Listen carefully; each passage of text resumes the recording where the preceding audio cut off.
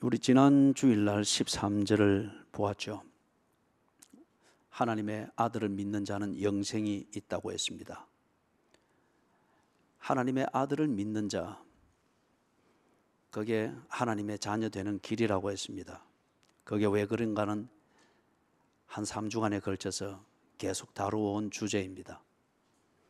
이것을 그래서 귀납적으로 본다고 하면은 내가 지금 영생을 살고 있다, 이 확신이 분명히 있고 이것을 지금 현재 내가 살고 있는 것이 분명하면은 당신은 하나님의 자녀입니다.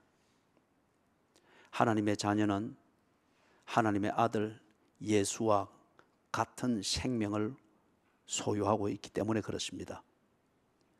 하나님의 자녀일 것 같으면은 하나님 앞에 나아갈 수 있습니다. 하나님의 자녀일 것 같으면은 하나님의 도움을 구할 수 있습니다. 하나님의 자녀일 것 같으면은 어떤 문제라도 하나님 앞에 내어놓고 의논할 수가 있습니다. 그래서 14절 상반절에 담대함이 있다고 합니다. 하나님 앞에 나아가는, 그리고 하나님을 향하여 담대함이 있다고 합니다. 자, 이 담대함이 무엇인가? 일전에 한번 잠깐 소개를 했던 그 얘기입니다. 5살 된 아이가 자전거를 갖고 싶었습니다. 그래서 어느 날 TV를 보는 중에 채널을 탁 했는데 기독교 방송이 나오는데 목사님이 나와서 기도하시는데, 아, 저렇게 기도하면 되겠구나. 그래서 목사님이 기도하던 그 말을 그대로 외워가지고 거룩하시고 거룩하시고 거룩하신 하늘의 아버지 하나님, 내가 자전거가 한 개 필요하니까 내일 아침 5시까지 앞마당에 색깔은 파란색, 거기에 딱 두십시오. 거룩하신 하나님의 이름으로 간절히 기도드리옵나이다. 아멘. 다음 아침에 가보니까 없습니다. 그래서 이 아이가 가만히 보니까 마리아 그 상이 있는 거요, 집안에. 그래서 이걸 지 엄마가 보니까 싹 해서 옷 속에 넣고 집 뒤에 숲속으로 사라지더랍니다. 그리고 돌아올 때는 그냥 맨손으로 온 겁니다. 그리고는 방에 들어가서 기도하기를, 하나님, 예수님의 어머니를 다시 보고 싶으면은 내가 부탁한 자전거를 그 시간에 갖다 놓으십시오. 담대한 겁니다. 그죠? 5살짜리 아이의 순진함과 순수함, 그리고 하나님에 대하여 담대한 겁니다. 그러나 담대했으나 하나님의 뜻대로 구한 것은 아니었습니다. 5살짜리의 한계입니다. 담대하면서도 하나님의 뜻대로 구한 게 있습니다. 에스더라는 여인을 아시죠? 에스더는 페르시아 왕의 왕비였습니다. 유대인이고요. 그런데 유대인들이 페르시아의 한 고관의 관계에 의해서 페르시아 지역에 사는 사람들이 다 죽게 되었다는 이런 전가를 듣고서 에스더가 왕 앞에 나타납니다. 페르시아 왕궁의 법에 의하면은 왕이 허락하지 않는데 왕비가 왕의 어전에 들어오면은 죽을 수도 있습니다. 그런데 이 에스더가 그 급한 상황을 알고, 그리고 이건 왕이 아니면은 이 문제를 해결할 수가 없기 때문에, 그래서 왕 앞에 나아갑니다. 그리고 거기 에스더서에 보면은 죽으면 죽으리라. 그리고 왕 앞에 나아가는데 죽을 각오를 한 것보다도 에스더에게 있는 더 담대한 근거는 뭐죠? 왕은 내 남편이다. 그리고 왕은 내 청혼을 들어줄 것이다. 남편을 믿는 신뢰입니다. 법보다는, 죽으면 죽을 수도 있다는 이 법보다는 아내를 볼 때에 아내를 사랑할 것이다 하는 남편에 대한 신뢰가 이 여인으로 하여금 담대하게 했고, 그리고 담대하게 자기 민족 유대인들이 다 죽게 될 위기 상황에서 그들을 구하기 위해서 왕 앞으로 나아갔습니다. 담대했습니다. 그리고 하나님의 뜻대로 구하는 그 예입니다. 죽음도 무섭지가 아니합니다. 그리고 죽음이 가로막는 그 죽음의 강을 훌쩍 뛰어넘어서라도 하나님 앞에 나아가고자 하는 그 담대함, 그리고 그의 뜻대로 구하는 것. 그래서 14절 하반절에 보니까 그의 뜻대로, 14절 하반절에 그의 뜻대로 무엇을 구하면 들으신다고 합니다. 이게 우리의 담대함의 근거입니다. 내가 하나님의 자녀이고 아버지 하나님의 뜻대로 구할 때에 하나님은 나를 물리치지 아니하시고 대화하시고 그리고 문제에 대한 해결을 반드시 제시하신다. 이것을 믿는 그것이 우리를 담대하게, 하나님 앞에 나가도록 담대하게 만듭니다. 그러면은 그의 뜻대로 구한다. 이게 무엇일까요? 어떻게 하는 게 그의 뜻대로 구하는 것일까요? 아마 5살짜리 그 아이도 파란색 자전거를 구하기 위해서 하나님을 예수를 협박했던 이 아이도 아마 하나님의 뜻대로 구했다고 주장을 할 거예요. 그럼 무엇이 그의 뜻대로 구하는 것일까? 좀 실제적으로 설명하면 이렇습니다. 그 중심이, 하나님 앞으로 나아가는 사람의 중심이 그 하나님 앞에 있는 모습 그대로 나아가는 그 중심이어야 합니다. 내 있는 모습 그대로 하나님 앞에 나아가는 것. 이걸 우리가 지난 다른 시간에는 이렇게 표현했죠.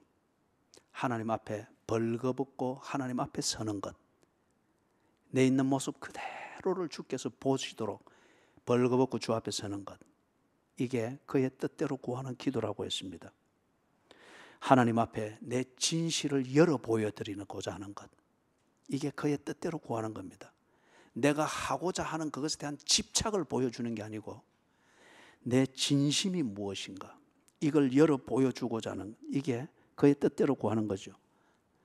다른 말로 말하면 하나님을 절대 신뢰하는 것, 많이 신뢰하는 것 말고 절대 신뢰하는 것. 다른 말로 하면 하나님 외에 달리 신뢰하는 게 없어야 됩니다. 하나님을 절대 신뢰하는 것, 하나님을 절대 의지하는 것, 많이 의지하는 것, 이것 아니에요.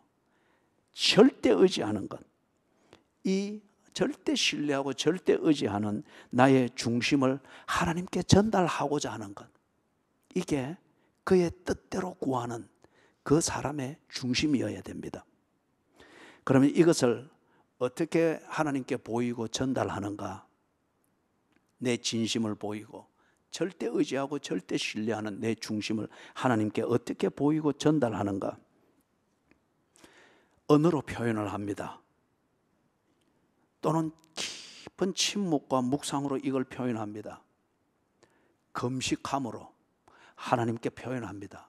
이게 다 내 중심을 어떻게 내가 흡족하도록 열어 보일 수 있고 전달할 수 있는, 이게 안 되니까 그는 몸부림을 치는 거예요. 어떤 상황에서는 끝없는 말로, 어떤 상황에서는 그것도 안 되니 깊은 침묵으로, 어떤 상황에서는 금식함으로 하나님 차라리 내가 막 죽어버릴랍니다. 이 심정을 모르겠습니까? 그렇게 이것을 보이고 전달하고자 하는 거예요. 그런데 언어로 표현하고 침묵으로 표현하고 때로는 묵상으로 표현하고 때로는 금식으로 표현하는데 여러 다양한 방식들이 나오죠. 개인적으로 그렇게 할 수 있습니다. 아니면 온 회중이 모여서 예를 들어 합심 기도함으로, 통성으로 기도함으로, 그룹으로 기도함으로 그럴 수 있습니다. 또는 중보 기도를 통하여서 우리의 중심을 그렇게 전달할 수 있습니다. 아니면은 규칙적인 기도로 우리의 중심을 전달할 수 있겠고, 철야를 하는 목적도 그런 목적이죠. 밤을 새워서 주 앞에 끝없는 말로서 하나님 앞에서 내 심정을 토로하려고 하고, 때로는 밤을 새워가면서 식음을 전폐하고 때로 주 앞에서 내 중심을 전달하려고 하죠. 때로는 무시로 바울이 했던 것처럼 때를 얻든지 못 얻든지 주님 앞에 내 중심을 전달하려고. 아니면은 집에서 할 수 있습니다. 교회에서 그리 할 수 있습니다. 기도원을 찾아서 특별히 그렇게 할 수 있습니다. 아니면은 은밀한 장소에서, 골방에서 그렇게 할 수 있습니다. 장소를 정리하는, 그 장소를 정하는 목적은 내 중심을, 내 이 진심을 하나님 앞에 가장 잘 전달하고자 하는 그 목적에서 선택이 되어지는 거겠죠. 아니면은 내용에 예수님께 전달할 때에 어떤 일을 통해서 내 중심을 전달하는가? 일상에서 일어난 사소한 일들을 하나님과 의논하는 것을 통하여서 내가 주님을 절대 의지하고 있습니다 하는 중심을 전달할 수 있겠죠. 어떤 경우는 특별한 그런 일을 두고 주님과 의논할 때에 네가 이 중요한 일을 가지고 나를 찾아왔구만. 그리고 내 결정을 기다리기 위하여서 이 중요하고 급박한 상황에서도 나를 잠잠히 기다리는 걸 보니 네가 정말 나를 신뢰하는구나. 특별한 일, 인생이 걸린 일과 같은 이런 문제가 있을 때 허둥지둥 되지 않고 하나님을 찾아 기도하고 의논하는 이게 있을 수가 있습니다. 또는 아주 응급한 상황일 때 이 처리를 위하여서 하나님과 의논하는 것, 이걸 통하여 하나님을 절대 신뢰하고 절대 의지한다고 하는 내 중심을 하나님께 전달할 수가 있죠. 또는 삶의 목적이 무엇인지, 무엇을 위해서 살아야 되는지, 내가 이렇게 하는 게 정말 삶을 의미 있게 사는 것인지, 내 생각은 정리되었고 내 고집은 그렇게 딱 고착이 되었지만은 모든 환경이 그렇게 맞아 들어가는 것 같으나 하나님의 결정과 인정을 확인하고 기다리기 위하여서 하나님과 진지하게 의논할 때, 그럴 때 때로 금식할 수도 있겠고, 때로 일상적인 기도일 수도 있겠고, 때로 집에서 할 수도 있겠고, 교회에서 할 수도 있겠고, 밤을 새워 그렇게 할 수도 있겠으나 목적은 이 삶의 목적, 이 중요한 순간에 내 삶의 목적에 맞는 결정이 뭐고 진로가 뭔지를 하나님께 묻고 하나님의 응답을 기다리기 위하여서 그렇게 주 앞에 나아갈 때 이게 그의 뜻대로 구하는 것이죠. 다른 말로 말하면은 내 진심을 주님께 열어 보이고자 하는 그 진정성을 보는 것이죠. 이런 걸 보고서 우리가 통칭하여 기도라고 교회에서 그렇게 일컬고 있습니다. 그렇기 때문에 여러분, 기도는 종교의식이 아닙니다. 100일 기도했다고 해서 하나님이 감동했다는 것, 당신은 종교꾼입니다. 늘 아침마다 몇 시에 작정해놓고 기도하는 이걸 변치 않고 했다고 해서 내 생각대로 하는 게 다 옳다고 여기는 것, 그거는 당신이 하나님보다 높아지려고 하는 교만입니다. 내가 어떤 걸 해서 뭔가 신비한 체험을 했다, 그죠? 뭐가 번쩍하는 걸 보았다. 그렇기 때문에 내가 하나님의 뜻대로 하는 것이고, 그 사입입니다. 모든 기적은 성경적 원리에 의해서 확인이 되어야 됩니다. 성경을 바로 깨닫도록, 성경을 통해서 우리에게 나타내신 하나님의 뜻을 바로 깨닫도록 하기 위해서 때로 좀 지식이 모자라거나 영성이 모자라는 자에게 기적과 같은 현상을 보게 합니다. 그리고 그 기적과 같은 현상에 놀라고 동기부여되고 넘치고 기쁘고 이렇게 돼서 또는 두렵고 해서 성경적 사고방식을 다시 새겨보고 아하, 그래서 이게 하나님의 뜻이구나, 그렇게 알도록 하기 위하여 신비한 경험을 때로 경험하게 할 수 있습니다. 그렇기 때문에 기도는 종교의식이 아닙니다. 기도는 주수를 외우고 주문을 외우는 것을 통해서 무언가 이루어지도록 집중을 하는 그런 종교적 장난이 아닙니다. 천주교에서 이 묵주를 돌리죠, 그죠? 근데 뭘 돌리는지 몰라요. 묵주 하나 돌리면은 기도 한 번이고 어떤 이런 식이 되죠. 꼭 TV에서 불교들처럼 올라가면서 계단에 올라가면서 막 지치니까 휘 하면서 옆에 잡는다고 잡았는데 기도문 적어놓은 거 뱅 돌아가는 거 있잖아요. 휘 하면서 잡았는데 휘 돌아가면 한 바퀴 돌면은 기도 한 번 한 게 되는 거예요. 휘 기도 두 번 한 게 되는 거예요. 주문을 외우고 주수를 외우고 자기에게 패턴화 되어져 있고 어느 기도원에서 또는 능력 받았다고 하는 사람, 신비하다는 사람 손 한번 휙 저으면 휙딱 들어눕고, 이런 사람들이 가르쳐주는 그런 기도 방식, 그런 기도 시간, 그런 기도문 그렇게 할 때에 신비한 일이 일어나고 그리 하면 기도가 응답된다고 하는, 정신 차리십시오. 하나님을 믿어야지 어떻게 사기꾼을 믿습니까? 하나님은 인격적이신 분이에요. 인격적으로 통하고 대화하고 인격적으로 생각하게 하고 인격적으로 헌신하게 하고, 그래서 죽으면 죽으리라, 인격적인 결심과 함께 그렇게 하게 하나님은 커뮤니케이션을 합니다. 어떻게 무당굿하듯이 거품만 흘리고 쏟아졌다고 해서 그렇게 되는 사는 게 전부 다 신앙생활인 것처럼 어디 혹시 무민을 하고 교회를 오도를 하고 교인들을 오도를 합니까? 그거는 사기예요. 기도는 결코 뭔가 신비한 일을 일으키는 무당주술하고 주문하듯이 그런 게 아닙니다. 또 기도할 때에 신내림을 받고 영적 기운을 받고 뭐 영험을 받는 그런 걸 위해서 뭘 하듯이 뭐 끄떡끄떡 왜 기도할 때 자꾸 끄떡끄떡 뭐 오뚜기예요? 왜 이래 샀느냐 말이에요. 그죠? 필요할 때 간절할 때 이럴 수가 있습니다. 또는 간절할 때 몸부림을 칠 수 있습니다. 그런데 그렇게 해야 뭐 기도가 된다. 뭐 유대인들이 그 통곡의 벽 앞에서 기도문을 읽을 때 이래 하듯이 말이에요. 아니면 손을 들고 뭐 흔들어서 하고 막 그죠? 중풍 걸렸어요. 샤머니즘이에요. 자기 충족을 위해서 기도에 어떤 종교적 의식을 자기가 부여해서 스스로 뭔가 충족감을 가지기 위해서 기도의 형식을 만들고 기도의 뭐 패턴을 만들고 가짜예요. 기도는 성경이 우리에게 가르치는 기도, 하나님의 자녀가 하나님 앞에 담대히 나아가서 내 진정성을 보이기 위해서 애를 쓰는 그 몸부림은 신내림을 받기 위한 어떤 종교적 신비감을 만드는 제스처도 아니고 기도하면 영적 기운을 받아서 어떻게 되어지는 그런 의식이 아닙니다. 인격적이어야 됩니다. 하나님이 감정이 있고 지식이 있고 하나님의 의지가 있지 않습니까? 하나님이 들으실 수 있고 생각할 수 있고 판단할 수 있습니다. 그리고 그 하나님의 속성을 따라서 우리를 지었기 때문에 그렇게 대화가 되어져야 되는 겁니다. 그래서 다시 한번 간단히 정리하면은 그의 뜻대로 구하는 것이다. 이걸 우리가 통칭 기도라는 말로 표현하는데 무엇이 기도인가?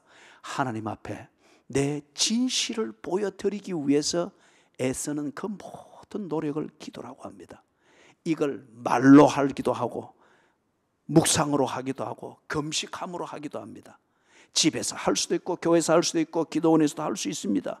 개인적으로 할 수도 있고 함께 할 수도 있고 또는 중보를 통해서 할 수도 있습니다. 일상의 일들을 의논하는 것을 통하여 그리 할 수도 있고 특별한 일들을 통하여 아니면 인생을 걸만한 중요한 사건이 있을 때 하나님은 어떻게 생각하십니까? 진지하게 의논하고 들을 때까지 기다리는 이 인격적인 커뮤니케이션을 통해서 하나님 앞에 내 진심을 열어보이고 하나님을 절대 의지하고 하나님을 절대 신뢰한다고 하는 내 중심을 열어보이는 참된 기도, 그의 뜻대로 구하는 것을 할 수 있다는 거예요. 다시 강조하지만 기도는 종교의식이 아닙니다. 기도는 주술을 하고 주문을 외워서 무언가 신비한 것을 채우는 그런 장난이 아닙니다. 기도는 신내림을 받고 무슨 영적 기운을 받아서 뭔가 나는 노력하지도 않는데 뭔가 되도록 만들고 그런 게 아니에요. 가짜입니다. 지금 그런 식으로 쏟고 있고 그런 식의 기도를 몸에 붙이고 있다고 하면은 예수의 이름으로 명하노니 이 시간에 당장 떠날지어다, 고칠지어다, 기도의 권세를 제대로 회복할지어다. 하나님이 하나님의 자녀에게 주신 기도의 권세를 왜 무당굿하는 것으로 스스로 변질시켜서 비참하게 되느냐 말이에요. 그렇기 때문에 오늘날 이 땅에 기도한다고 하면서 참 귀신처럼 사는 사람들이, 그런 교인들이 얼마나 많은지 몰라요. 하나님이 우리에게 주신 특권, 그의 뜻대로 구할 수 있는 기도의 특권은 그의 자녀들을 영광스럽게 만듭니다. 영광스럽게. 그래서 15절 하반절에 보니까 우리가 그에게 구한 그것을 얻은 줄을 또한 안다고 합니다. 그렇죠. 이게 인격적이라는 겁니다. 우리가 하나님의 자녀로서 하나님 앞에 내 진정성을 열어 보이기 위한 중심으로, 이 목적으로 모든 몸부림을 칠 때에 인격적이신 하나님이 우리에게 인격적으로 반드시 반응하십니다. 우상은 결코 반응하지 못합니다. 하나님은 살아계시고 인격적이니까 반드시 반응하는데 하나님은 자기 자녀들의 기도를 결코 무시하지 않습니다. 반드시 응답하십니다. 반드시 응답하신다는 이게 뭘 증거하는 거예요? 하나님은 인격적으로 기도를 들으신다고 하는 증거입니다. 반드시 응답한다고 하는 거예요. 그런데 기독교 외에 다른 모든 종교들이든지 철학이 기도라고 하는 것을 말합니다. 기도라고 하는 것을 말하는데 그때 그 기도의 응답은 기도한 내가 만듭니다. 해보고 자기 스스로 도취되고 생각이 정리되고 몰입이 되면 그것이 뜻이다 라고 해서. 그런데 기독교에서 말하는 기도는 그게 아니에요. 하나님이 반드시 응답합니다. 그렇기 때문에 그분이 우리의 기도를 인격적으로 들으신다는 겁니다. 그렇기 때문에 그분이 해주는 응답은 세 가지 중에 하나로 나타납니다. 하나는 그래 그렇게 해봐. Yes. 두 번째는 안 돼. 네 그거 하면 안 돼. 분명한 응답입니다. 인격적인 응답입니다. 세 번째 응답의 방식은 기다려라. 지금은 멀었다. 지금은 네가 네 앞가림도 못하는데 네 뜻은 고상하고 네게 달란트가 있고 재주가 있으나 지금은 네가 덜 성숙했기 때문에 먼저 해결할 것부터 하고 정리되고 성숙되면 하거라. Wait. 기다리라. Yes, no, or wait. 그렇게 해봐. 너는 안 돼. 그걸 하면 안 돼. 아니면 기다려라. 셋 중에 하나로 우리의 기도를 반드시 응답하십니다. 인격적이신 분이시죠. 종교적인 의식으로서 종교적 기도를 하고 우상 앞에 기도하고 하나님의 예수의 이름으로 기도한다 하지만은 지 마음에 지가 스스로 만든 자기 방식의 하나님 앞에 기도하는 자는 절대 no 또는 기다리라 이 대답이 없습니다. 그래 하라 했다 언제나 yes입니다. 지가 하고 싶은 걸 기도했고 지가 하고 싶은 방식대로 하려고 하기 때문에 언제나 결과는 yes고 이걸 마음을 확정하기 위해서 기도라는 이름으로 시간을 때웠을 뿐이에요. 그렇기 때문에 주의 이름으로 행한다고 하면서 망하잖아요. 더러워지잖아요. 비참해지잖아요. 극단적인 상황에서는 귀신처럼 되잖아요. 신비하긴 한데 아무 인격적 내용이 없고 피폐합니다. 그게 귀신이지 뭡니까? 자, 16절로 넘어가기 위하여서 먼저 생각을 해봐야 된다. 그러면 왜 기도해야 하는가? 14절, 15절에서 가르쳤던 것. 왜 그의 뜻대로 구해야 하는가? 즉 기도해야 하나? 어떤 상황에서는 왜 기도해야 하나? 더 이상 몸부림칠 게 없이. 이 본문이 이렇게 지금 사도 요한이 이렇게 기도할 것을 권유하면서 그리고 그의 뜻대로 구하는 이 권세를 숨기지 말고 발휘할 것을 강하게 권하는 그 상황이 있습니다. 그 상황이 잠재되어 있는데 뭔가 어떤 상황인가 하면은 앞에서도 우리가 쭉 봐왔지만 거짓 교사들이 날뛰고 있었지 않습니까? 교회 들어와서 이게 복음이다, 이래야 부흥된다, 이게 정의다, 뭔가 교회가 돌아가는 것이 너무 독재다, 뭔가 정의가 없고 어떻고 그러면서 복음이 읽어도 예수는 이거고 예수는 인간으로 왔으나 인간이 어찌 하나님이 되노? 그렇기 때문에 그리스도의 영이라고 하는 게 세례받을 때 들어왔다가 죽을 때는 그리스도의 영이 떠나갔기 때문에 인간 예수가 죽고 뭐 이런 식으로 가르치니까 합리적으로는 그럴듯한데 거기에 이미 하나님의 계시의 의미는 없어졌습니다. 이 거짓 교사들이 이런 식으로 솔솔거리면서 유혹하고 또는 협박하면서 자기 그룹을 만들고 이렇게 되어집니다. 그러니까 배교하는 교인들이 자꾸 늘어납니다. 이게 아니네, 쏘갔네. 배교하는 교인들이 늘어나고 또는 많은 사람들이 시험에 빠져서 허덕입니다. 어느 걸 믿어야 되나? 교회 다녀도 되나? 시험에 빠져서 막 허덕입니다. 이렇게 되니까 교회 내에 분쟁이 막 생깁니다. 이것들이 살살거리면서, 그죠? 거짓 교사들은 두세 명이 들어와서 딱 자기는 아무것도 안 하는 것처럼 하고 있는데 살살 불러서 한마디씩 던지면은 이것에 혹한 사람들이, 뭔가 새로운 것을 발견한 것처럼 혹한 사람들이 기존에 믿어왔던 모든 것들에 대해서 반감을 이 사람들이 다 퍼뜨리는 거예요. 그러면서 막 이리 되니까 교회 분쟁이 생깁니다. 이거 틀렸다. 아니면은 교회를 또 지키는 자들은 네 그러면 안 된다. 네가 그럴 수가 있나? 분쟁이 막 생깁니다. 물리적인 충돌도 생깁니다. 편가름이 막 생깁니다. 이런 것을 보니까 교인들이 교회 가는 게 의미가 없어 보입니다. 교회 가면 힘든데, 또는 자기들의 신앙생활 하는 것이 위축이 됩니다. 기도의 자리에 가면은 자꾸 이런 소리를 들어야 되고 자꾸 참 곤란한 대답을 해야 되는 이런 상황이 생기게 되니까 예배를 한두 번 빠집니다. 기도회를 떠납니다. 성도의 교제의 자리에서 자꾸 비껴나게 되어집니다. 이래 되니까 교회를 떠나는 교인들이 많습니다. 그래서 겉돕니다. 배교를 한 것은 아니지만은 교회를 가는 게 별 의미가 없어 보이고 피곤하니 교회를 떠나서 교회 밖에서 그냥 빙빙 돕니다. 1세기 때에 있었던 현상입니다. 그리고 그 현상은 교회가 있는 곳에는 2018년 동안 계속 있어 왔습니다. 계속 있어 왔습니다. 이런 상황이에요. 이래 되니까 이 문제를 해결을 해야 되긴 되겠는데, 교회 지도자도 그렇고 교회의 뜻이 있는 자도 그렇고 이게 아닌데 성경적 관이 바로 박혀있는 교인들도 그렇고 이 문제를 해결하기는 해야 되는데 자기들의 힘으로서 해결하기는 너무 어려운 상황이에요.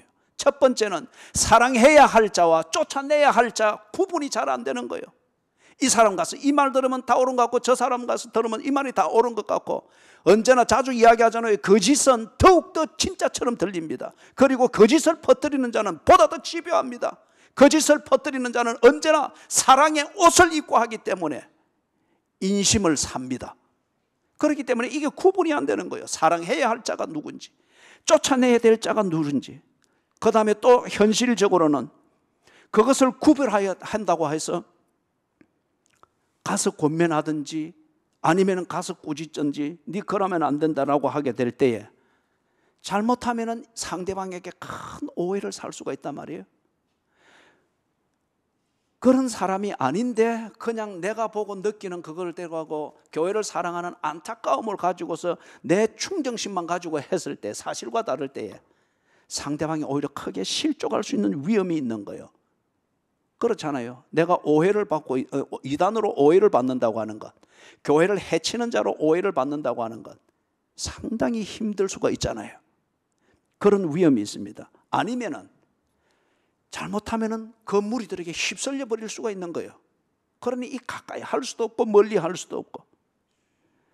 아니면은 세 번째, 대적의 표적이 될 수가 있습니다. 여러분, 이런 일들이 얼마든지 있을 수 있습니다.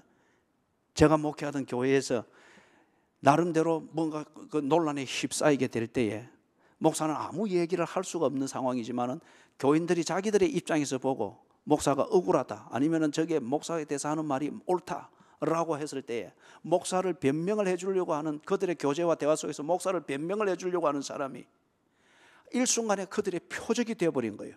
그래서 부엌 봉사를 하다가 시달려서 못하고 결국 스스로 튀쳐나와 버린 거예요. 표적이 되어지고 교제권에서 떨어지는 이것이 교인들한테는 한편 상당히 큰 위협입니다. 그런 것을 감수할 엄두가 나지 않기 때문에 문제 해결을 위해서 개입을 할 수도 없고 말을 할 수도 없고 액션을 취할 수도 없는 거예요. 해결의 어려움이 실제적입니다. 이럴 때에 사도 요한이 이 초대교회를 향해서, 특별히 에베소 교회를 향해서 그렇게 말하는 거예요. 기도하라. 기도하라. 인간이 만든 한계, 거짓 교사들에 의해서 만들어지고 이 거짓 교사들이 펼쳐내는 이 유혹과 협박으로 만들어내는 교제권과 구조를 교회 지도자들이 또는 교회를 사랑하는 그 신실한 사람들의 교제권이 어떻게 처리할 수 없는 게 한계지 않습니까? 이 한계에 부닥치니까 사랑이 멈춰버렸습니다. 누가 사랑할 자이면 누구를 쫓아내야 될 자인지 구분 자체가 안 되니 이 사랑을 조심하느라 멈춰버렸습니다. 사랑은 뭐였습니까? 사랑은 상대방을 살리기 위한 목적이 있어야 되는 것이고, 이 목적을 위해서 필요한 자기 희생적 헌신을 베풀어야 되는 것이 사랑이었습니다. 그런데 이게 구분이, 누가 누군지를 구분이 안 되니까 또는 그 후환이 두려우니까, 그것을 감당할 수 없으니까 이 사랑이 멈추어 버렸습니다. 인간이 만든 한계에 사랑이 갇혀 버렸습니다. 이때 이것을 극복을 하고 사랑이 계속 진행이 되도록 할 수 있는 길은 하나님의 손을 이끌어 드리는 것이라고 합니다. 인간의 손은 한계를 만들지만은 하나님의 손이 개입하게 될 때 그 한계를 다 무너뜨려 버리고 사랑이 계속 진행행이 되도록 한다고 합니다. 하나님의 손을 이끌어 드리는 것, 그게 기도라는 겁니다. 무엇이 그의 뜻대로 구하면 무엇이든지 그가 이루시리라. 하나님의 손을 이끌어 드리게 될 때에, 교인들아, 너희들이 당한 상황을 내가 알고 그 상황이 주는 한계 앞에서 더 큰 실수와 잘못을 하지 않기 위해서, 아니면 개인적 두려움과 영적 위기를 만나지 않기 위하여서 조심조심 몸조심하고 있는 것 알고 이해를 한다. 그러나 사랑이 멈추었어야 되겠느냐? 네가 할 수 없는 것 하나님이 하시게 하라. 어떻게 하는데요? 기도하라. 그의 뜻대로 구하면 무엇이든지 이루시리라. 네가 하나님의 자녀지 않느냐? 네게 영생이 있지 않느냐? 그 영생이 어찌 거짓 교사들이 만드는 일시적인 권력과 일시적인 분위기와 그들이 조장해내는 분열 때문에 그 영생이 멈출 수가 있겠느냐? 영생을 주신 하나님의 손을 이끌어 드려라. 그 손이 인간이 만든 한계를 극복하게 할 것이며 인간이 만든 한계의 담을 물리칠 것이다. 하나님께서 사랑해야 될 자와 쫓아내야 될 자를 분별하도록 하시겠다는 거예요. 그걸 위해서 기도하라고 그렇게 합니다. 기도할 때 그 일들이 이루어진다고 합니다. 그래서 16절에 사망에 이르지 아니하는, 누구든지 형제가 사망에 이르지 아니하는 죄 범하는 것을 보거든 구하라. 그 다음에 두 번째는 또 뭐라 말합니까? 사망에 이르는 죄가 있으니 이에 관하여 나는 구하라 하지 않노라.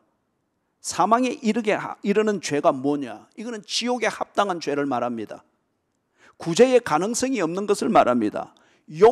용서받을 자격이 안 되고 용서가 필요 없는 그러한 죄를 말합니다. 어떤 종류의 죄인가? 예수의 성육신하심, 예수의 죽으심, 예수의 부활하심, 이 사건을 부정하고 이것이 가지는 의미를 부정하는 것, 또는 예수님의 복음, 즉 구원의 길이요 진리요 생명인 예수의 복음을 거부하는 것, 하나님의 구원을 무시하고 이것을 가소롭게 여기는 것.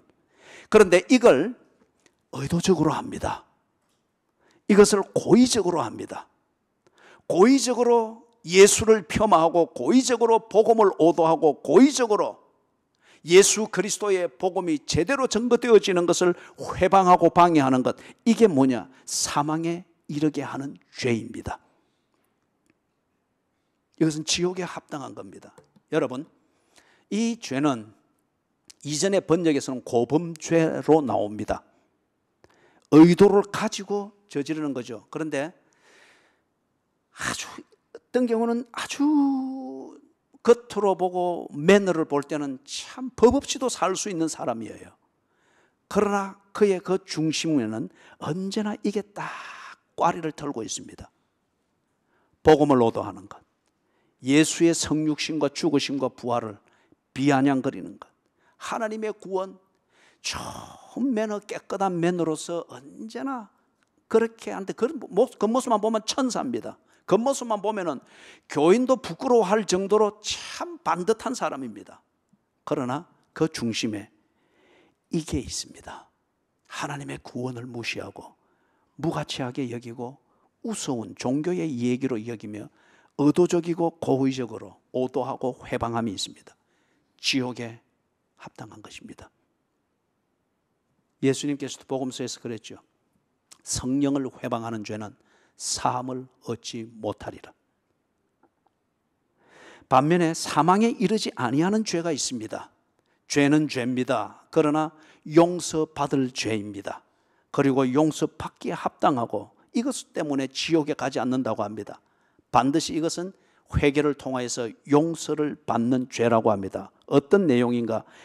예를 들면 이런 거예요. 예수의 복음을 인정하고 믿습니다. 그러나 순종하지 않습니다.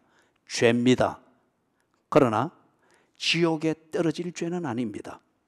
예수의 복음을 인정하고 믿습니다. 그러나 순종하지는 않습니다. 다른 말로 말하면 능력이 부족해서 순종하지 못할 수가 있습니다. 미성숙하기 때문에 순종하지 못할 수 있습니다. 무지하기 때문에 때로는 심할 정도로 예수를 부정하고 예수님을 모욕할 수가 있습니다. 무지하기 때문에. 그것은 지옥에 합당한 죄가 아닙니다. 그거는 성숙이 되어지고 무지하면서 깨어나게 되어지고 능력이 조금씩 자라게 되어지게 될 때에 알게 되어지고 아는 것을 그는 분명히 믿을 것입니다. 의도적으로 방해하는 것이 아니기 때문에. 한마디로 정리하면 이런 거예요. 중심은 옳으나, 하나님 앞에서 내 중심은 옳으나 아직 행동은 잘못되었습니다. 죄입니다. 그러나 용서받을 죄입니다. 회개하고 뉘우치면 용서받을 죄입니다. 그렇기 때문에 사망에 이르지 아니하는 죄 가운데 있는 이런 자들을 성숙시키고 깨어나게 하고 능력을 갖추도록 하기 위해서 부단히 가르쳐야 하고 부단히 올바른 교제를 해야 하고 권면해야 하고 책망해야 하고 꾸짖어야 하고 돌아보아 사랑과 선행을 격려하는 교제가 필요한 겁니다. 자, 사망에 이르는 죄가 있고 사망에 이르지 아니하는 죄가 있다고 했습니다. 이것에 대해서 사망에 이르지 아니하는 죄를 범하는 형제를 보거든 권하라고 합니다.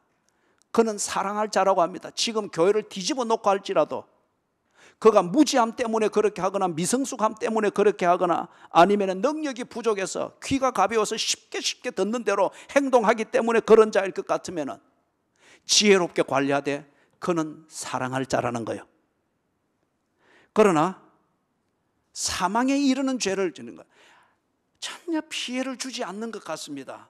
그러나 꼭 뱀이 뒤에서 웅크리고 살살거리듯이 사부작 하면서 복음을 흩뜨리고 그 다음에 하나님 앞에서의 진정성을 흩뜨리고 뱀이 이불을 꼬시고 아담을 몰락시키는 것처럼 그런 작용을 하고 의도적으로 그렇게 하게 될 때에 그것은 사랑할 자가 아니고 쫓아내야 될 자라고 합니다. 예수님께서 그런 모범을 보이셨습니다. 베드로에게 경고하셨죠. 네가 나를 3번 부인하리라. 신중하게 경고했습니다.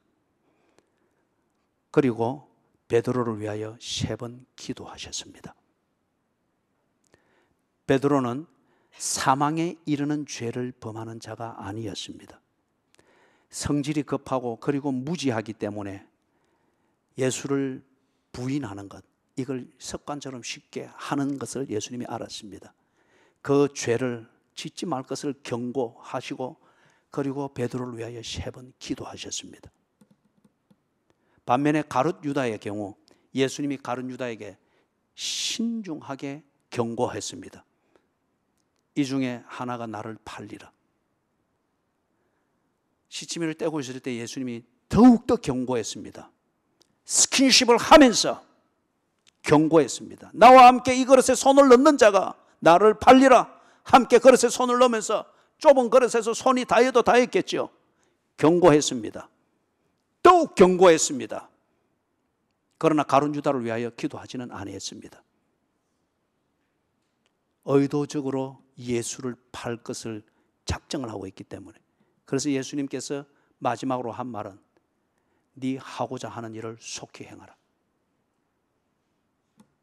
의도적으로 하는 것이기 때문에. 사망에 이르지 아니하는 죄를 범하는 형제를 보거든 사랑하라고 합니다. 그를 위해서 사랑하는 때는 어떻게 하는가? 한계 때문에 머뭇거리지 말고 그 한계를 넘는 것, 하나님의 손을 끌어들이라 기도하라고 합니다. 사망에 이르는 죄를 범하고 있는 자, 나는 그들을 위하여 기도하라고 말하지 않겠노라. 가룟 유다와 같은 그 경우였죠. 그래서 마지막으로 목양 현장에서 저는 이 원리를 따라서 실천하려고 애를 쓰고 있습니다. 판단하는 데 도움이 될 것 같아서 잠깐 소개를 하고 말씀을 정리를 합니다.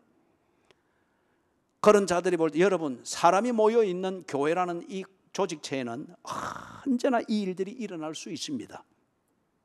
옳은 게 있고 틀린 게 있고 사망에 이르는 죄가 있고 사망에 이르지 않는 죄가 뒤엉키면서 그리고 분란이 생기기도 하고 또 그게 화목이 되어지면서 다시 또 발전이 되기도 하고 언제나 있을 수 있습니다. 분명한 것은 이럴 때에 사랑은 계속 흐르게 해야 합니다. 이때에 이 사랑이 휴머니즘과 같은 그런 사랑이 아니라 하나님이 우리에게 보여주셔서 하나님의 자녀를 세우고 그리스도인의 공동체를 세우는 바로 그 사랑, 아가페의 사랑을 해야 합니다. 이 사랑을 위하여서 상대방을 살리려는 목적이 있어야 됩니다. 그리고 이 목적을 위하여서 끝없는 자기 희생을 감당해내야 됩니다. 이게 사랑을 흐르게 하는 것입니다.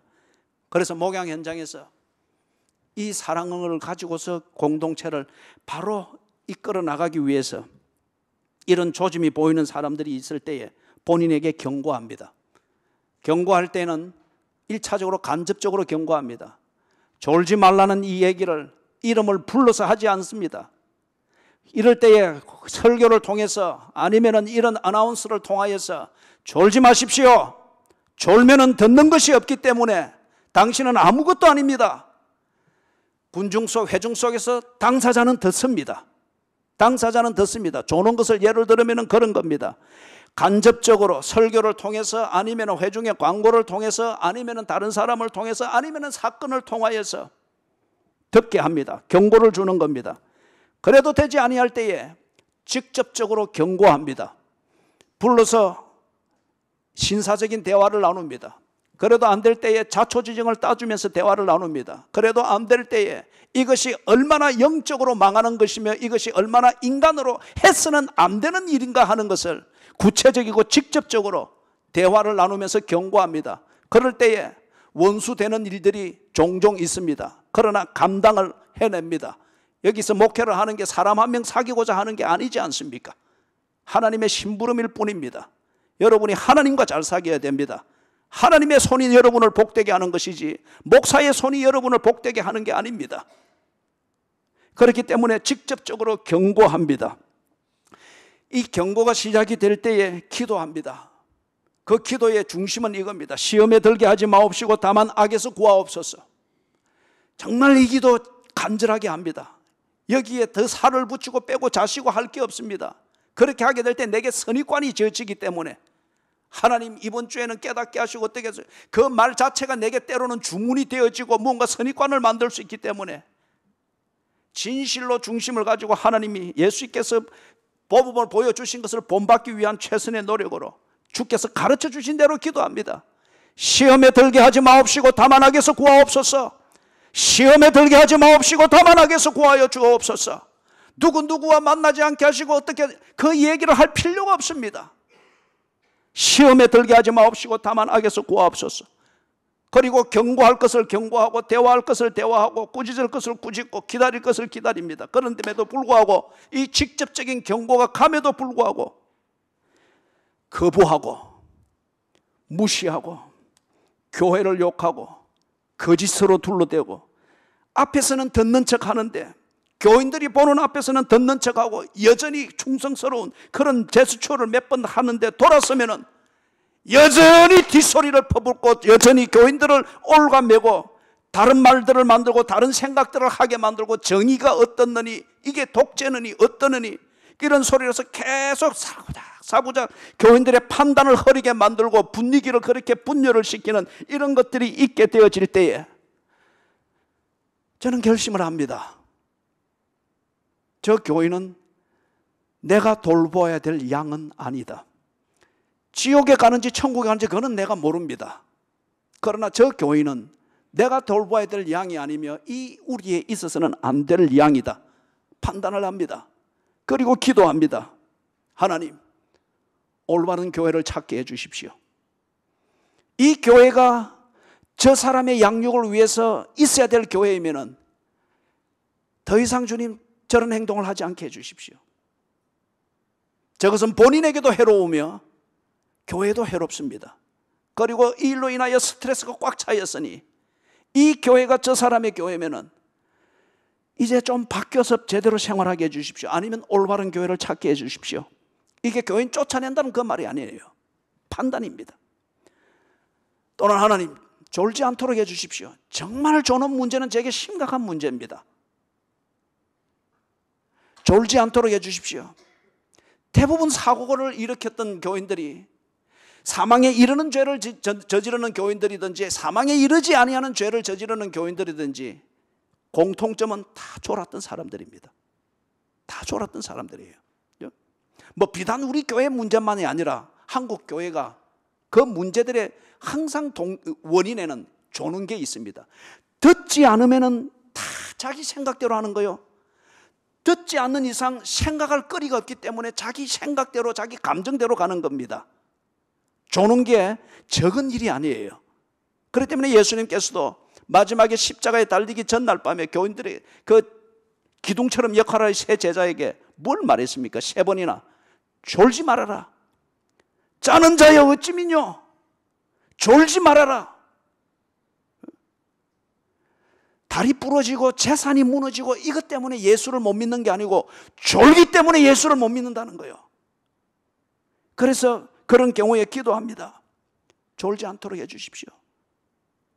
저 교인이 착한지 악한지 저는 모르겠습니다.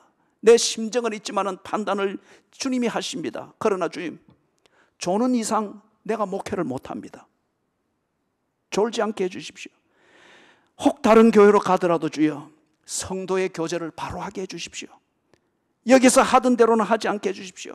하나님, 혹 다른 교회로 가더라도 여기서 하듯이 예배 생활을 그리하지 않도록 해주십시오. 꽃감 빼먹듯이 요리 빼먹고 저리 빼먹고 할 때에 어찌 영성을 알 수 있으며 교회를 알 수 있겠습니까?